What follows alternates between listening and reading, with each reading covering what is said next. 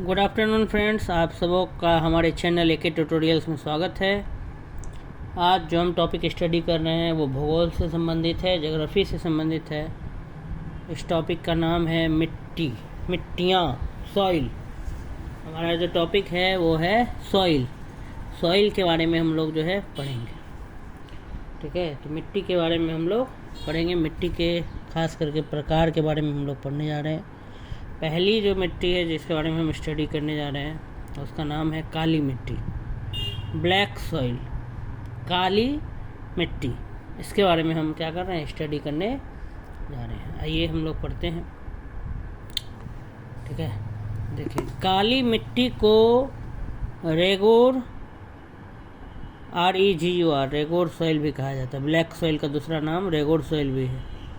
कपास की मिट्टी, ट्रॉपिकल ब्लैक अर्थ एवं ट्रॉपिकल चेरनोजेम आदि नामों से भी जाना जाता है।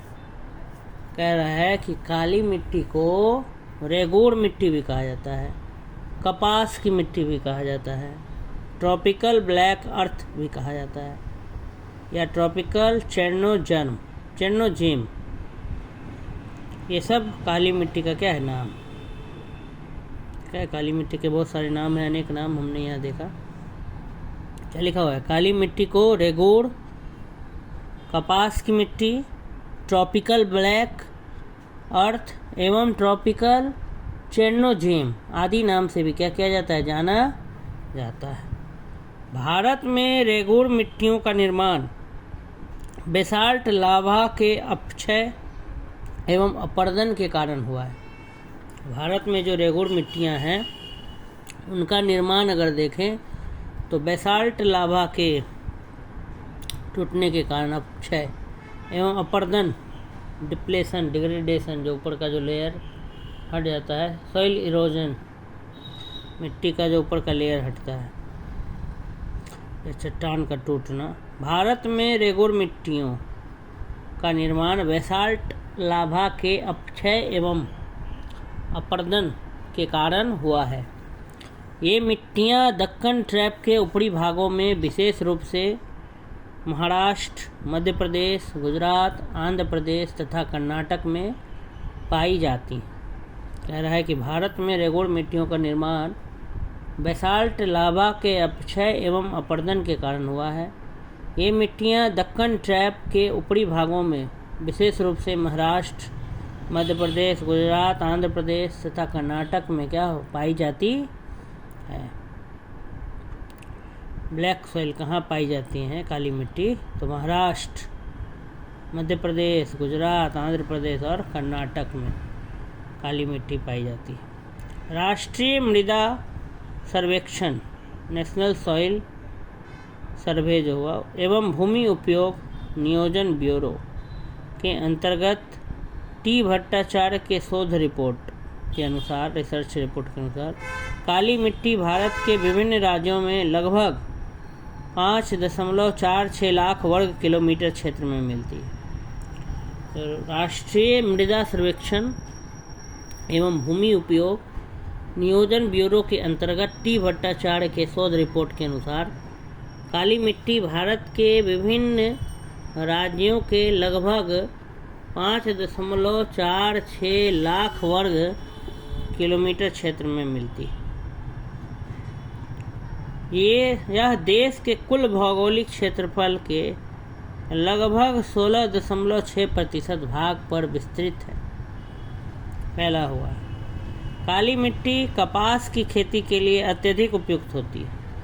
इनमें लोहा, चूना, कैल्शियम, पोटास, एल्युमिनियम एवं मैग्नीशियम कार्बोनेट की अधिकता पाई जाती है और नाइट्रोजन, फास्फोरस और जैविक पदार्थ ह्यूमस की कमी पाई जाती है। काली मिट्टी की अगर बात करें तो कपास की खेती के लिए बहुत उपयुक्त होती है, अधिक उपयुक्त। कॉटन का जो कल्टीवेशन होता है, कपास का इंग्लिश होता है कॉटन। तो काली मिट्टी कपास की खेती के लिए, ठीक है, कॉटन की खेती के लिए अत्यधिक उपयुक्त होती है, बहुत ज़्यादा क्या होती है, उपयुक्त होती है। इनमें लोहा, चूना, कैल्शियम, पोटास, एल्युमिनियम एवं मैग्नीशियम कार्बोनेट की अधिकता और नाइट्रोजन, फास्फोरस तथा जैविक पदार्थों ह्यूमस की क्या पाई जाती है, कमी पाई जाती है। इस मिट्टी का काला रंग टिटेनीफेरस मैग्नेटाइट एवं जीवांश ह्यूमस की उपस्थिति के कारण होता है। ये मिट्टी आखिर काला क्यों होता है, तो इसके अंदर क्या पाया जाता है, टिटेनीफेरस मैग्नेटाइट, टिटेनीफेरस मैग्नेटाइट और ह्यूमस पाया जाता है। इस कारण से इस मिट्टी का रंग क्या होता है, काला होता है। ठीक है। काली मिट्टी कपास की खेती के लिए क्या होती है, अत्यधिक उपयुक्त होती है। इनमें लोहा और इनमें कौन कौन से खनिज लवण पाए जाते हैं, तो लोहा, चूना, calcium, potash, aluminium, magnesium carbonate, ये सब अधिक मात्रा में पाई जाती है। कम मात्रा में नाइट्रोजन, फास्फोरस और ह्यूमस। नेक्स्ट है, काली मिट्टी में तीव्र जल धारण की क्षमता पाई जाती है। काली मिट्टी का जो वाटर रिटेंशन कैपेसिटी है वो बहुत तेज। तीव्र जल धारण, यह भीगने पर ठोस और चिपचिपी हो जाती है तथा सूखने पर आकुंचित तथा दरार युक्त हो जाती है। सूखने पर एकदम उसमें क्या पड़ जाएगा, दरार पड़ जाएगा, क्रैक्स आ जाएगा। ड्राई होने पर, गीला होने पर वो हार्ड हो जाएगा, चिपचिपा हो जाएगा। काली मिट्टी में तीव्र जल धारण करने की, तेजी से जल को एब्जॉर्ब करने का क्या है, वाटर एब्जॉर्बिंग कैपेसिटी बहुत फास्ट। काली मिट्टी में तीव्र इंटेंस जल धारण की क्षमता पाई जाती है। यह भीगने पर ठोस और चिपचिपी हो जाती है तथा सूखने पर आकुंचित एवं दरार युक्त हो जाती है। इसलिए इसे स्वतः जुताई वाली मिट्टी कहा जाता है, खुद से जुताई करने वाला। इसमें ज़्यादा ये नहीं करना पड़ता परिश्रम इस मिट्टी को तैयार करने के लिए, इसलिए इसे स्वतः जुताई वाली मिट्टी कही जाती है। इस मिट्टी का रंग गहरा काला से हल्का काला और चेस्टनट की तरह होता है। क्रेप्स के अनुसार रेगुड़ एक परिपक्व मृदा है, एकदम मैच्योर सॉइल है, जिसके निर्माण में विशिष्ट उच्चावच और जलवायु की क्या है, प्रमुख भूमिका है। तो ये था काली मिट्टी के बारे में नोट्स था। आइए कुछ सवाल देखते हैं जो काली मिट्टी से रिलेटेड अलग अलग एग्जाम्स में पूछा गया है। भारत की निम्न, नंबर 1 में, भारत की निम्न मिट्टियों में से कौन बेसाल्ट लावा के अपक्षय के कारण निर्मित हुई? ए जलोढ़ मिट्टियाँ, बी लेटराइट मिट्टियाँ, सी लाल मिट्टियाँ, डी रेगुड़ मिट्टियाँ। इसका सही उत्तर हो जाएगा डी रेगुड़ मिट्टियाँ। रेगुड़ मिट्टियाँ ही जो है वो बेसाल्ट लावा के अपक्षय के कारण निर्मित हुई। भारत में एक्सप्लेनेशन इसका दिया है कि भारत में रेगुड़ मिट्टियों का निर्माण बेसाल्ट लावा के अपक्षय कारण हुआ है। भारत में जो रेगुड़ मिट्टियाँ बनी हैं वो बेसाल्ट लावा के अपक्षय इरोजन के कारण हुआ है। इसे काली मिट्टी भी कहते हैं। ये मिट्टियाँ दक्कन ट्रैप के ऊपरी भागों में, ये मिट्टियाँ जो हैं दक्कन ट्रैप के ऊपरी भागों में, विशेष रूप से महाराष्ट्र, मध्य प्रदेश, गुजरात, आंध्र प्रदेश तथा कर्नाटक में पाई जाती हैं। अगला सवाल है, भारत में काली कपास मृदा की रचना निम्नलिखित में से किसके अपक्षय से हुई है? भूरी वन मृदा, विद्री, फिशर ज्वालामुखी चट्टान, ग्रेनाइट और सेल और चूना पत्थर। इसका उत्तर हो जाएगा बी, विद्री ज्वालामुखी चट्टान। भारत में काली कपास मृदा की रचना विद्री, फिशर ज्वालामुखी चट्टान के अपक्षय से हुई।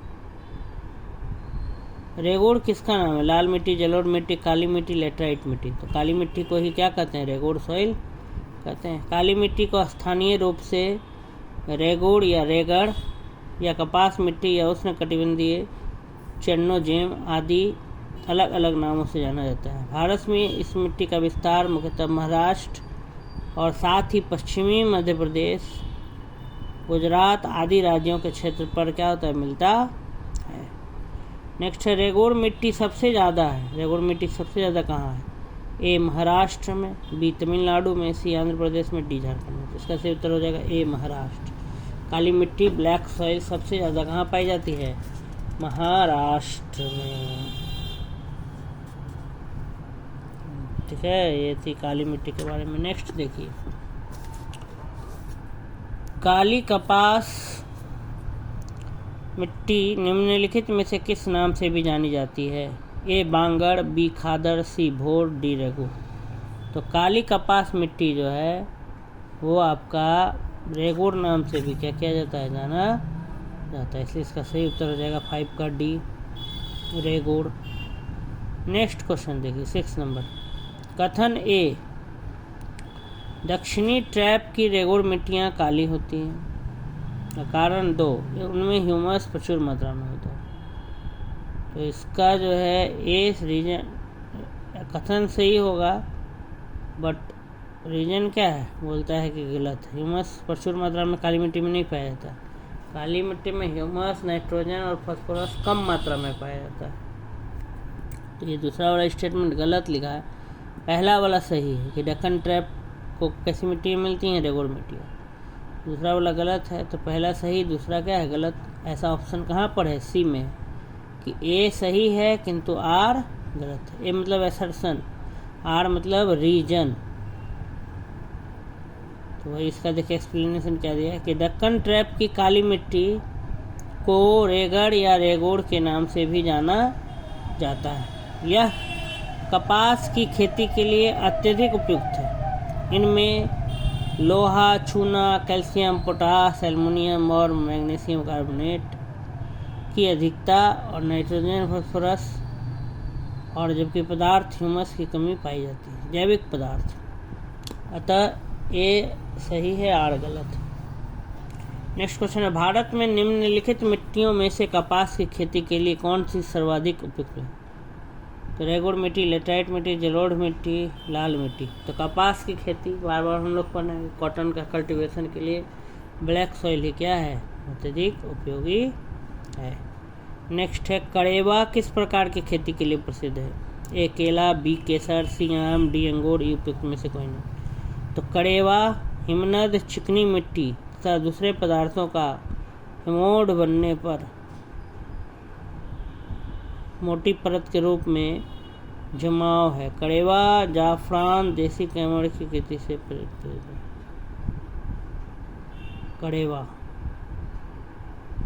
किस प्रकार की खेती के लिए प्रसिद्ध है? तो कड़ेवा जो है वो केसर की खेती के लिए प्रसिद्ध है।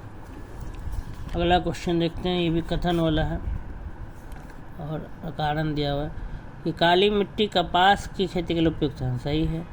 नेक्स्ट, उनमें जैव तत्व प्रचुर मात्रा में होता है। ये गलत है। पहला सही, दूसरा गलत है, इसलिए सी हो जाएगा। लिखा, काली मिट्टी में तीव्र जल धारण की क्षमता पाई जाती है। यह भीगने पर ठोस और चिपचिपी हो जाती है और सूखने पर आकुंचित एवं दरार युक्त हो जाती है। इसलिए इसे स्वतः जुताई वाली मिट्टी कहा जाता है। यह मिट्टी कपास की खेती के लिए सर्वाधिक उपयुक्त है। इस मिट्टी का रंग गहरा काला से हल्का काला और चेस्टनट की तरह होता है।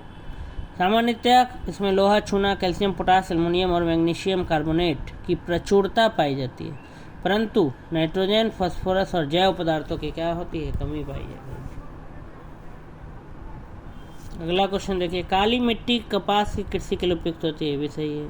और उसमें नाइट्रोजन तथा जैव पदार्थ प्रचुर मात्रा में पाए जाते हैं। फिर ये रीजन गलत है, कम मात्रा में पाए जाते हैं, इसलिए सी हो जाएगा। एसर्शन सही है बट रीजन क्या है? रॉन्ग।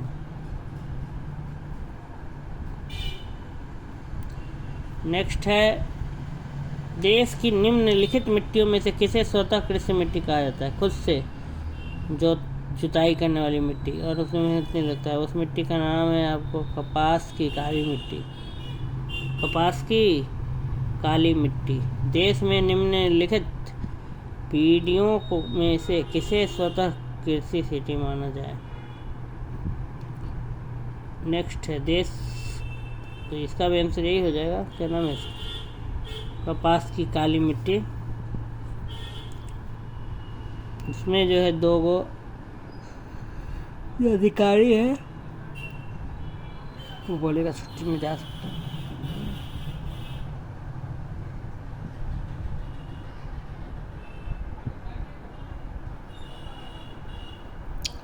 देश की निम्नलिखित मिट्टियों में से किसे स्वतः कृषि मिट्टी? तो इसका सही उत्तर हो जाएगा सी, कपास की काली मिट्टी।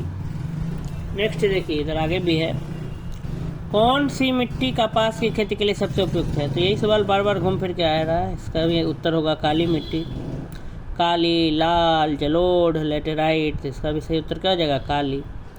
लावा मिट्टियाँ पाई जाती हैं छत्तीसगढ़ मैदान में, सूर्यापुर मैदान में, मालवा पठार में, शिलांग पठार में। तो मालवा पठार में। पश्चिमी भारत की काली मिट्टी का निर्माण जो है वो लाभा से हुआ है, इसलिए इसे लाभा मिट्टी भी कहते हैं। मालवा का पठार इसी दक्कन ट्रैप की काली मिट्टी क्षेत्र के क्या आता है? अंतर्गत आता है। मालवा पठार की प्रमुख मिट्टी है काली मिट्टी, जलोढ़ मिट्टी, लाल मिट्टी, लेटराइट मिट्टी। तो काली मिट्टी, मालवा पठार की मिट्टी कैसी है? काली एकदम। इस मृदा की सिंचाई को कम आवश्यकता होती है क्योंकि वह नमी रोक सकती है। लाल, काली, लेटराइट, जलोढ़। तो इसका भी आंसर हो जाएगा काली मिट्टी। काली मिट्टी में पानी का सूखने का क्षमता बहुत ज़्यादा होता है। काली मिट्टियाँ ब्लैक सॉइल्स में तीव्र जल धारण क्षमता पाई जाती है। यह भीगने पर ठोस एवं चिपचिपा हो जाती है तथा सूखने पर आकुंचित एवं दरार युक्त हो जाती है, इसलिए उन्हें स्वतः जुलाई वाली मिट्टी भी कहा जाता है। इन्हें सिंचाई की कम आवश्यकता पड़ती है। नेक्स्ट है, झारखंड में काली मिट्टी कहाँ पाई जाती है? दामोदर घाटी प्रदेश, स्वर्णरेखा नदी घाटी प्रदेश, राजमहल पहाड़ी प्रदेश, पलामू प्रदेश। तो झारखंड में जो है काली मिट्टी राजमहल क्षेत्र में पाई जाती है। ठीक है, राजमहल क्षेत्र। निम्नलिखित कथनों में से कौन सी नहीं है? और नहीं है वाला बताना। ए, काली मिट्टी को स्थानीय भाषा में रेगुड़ कहा जाता है, सही बात। बी, क्रेप्स के अनुसार रेगुड़ मिट्टी अनिवार्य रूप से एक परिवर्तन मिट्टी की हो, नहीं। 2 नंबर। तो झारखंड में काली मिट्टी कहाँ पाई जाती है? राजमहल पहाड़ी क्षेत्र। अगला है, तो ये काली मिट्टी को स्थानीय भाषा में रेगुड़ कहा जाता है। काली क्रेप्स के अनुसार रेगुड़ मिट्टी अनिवार्य रूप से एक परिपक्व मिट्टी होती है, ये भी सही है। काली मिट्टी में आर्द्रता नहीं करने की उच्च क्षमता होती है, नमी धारण। वैसे ये काली मिट्टी हिमालय क्षेत्र में पाई जाती है, तो यही गलत है। काली मिट्टी हिमालय क्षेत्र में नहीं पाई जाती। ठीक है, काली मिट्टी भारत के दक्कन पठार में लगभग 5.46 वर्ग किलोमीटर में पाई जाती है। इस प्रकार से जो पहली मिट्टी थी काली मिट्टी, जिसको हम ब्लैक सॉइल कहते हैं, रेगुड़ सॉइल भी कहते हैं, ये टॉपिक यहीं पे समाप्त हुआ। अगर आपको मेरा वीडियो पसंद आता है तो आप जो है हमारे चैनल को सब्सक्राइब करें, लाइक करें, बेल आइकन को दबाना ना भूलें कि आपको हर वीडियो की नोटिफिकेशन समय से मिल सके। धन्यवाद।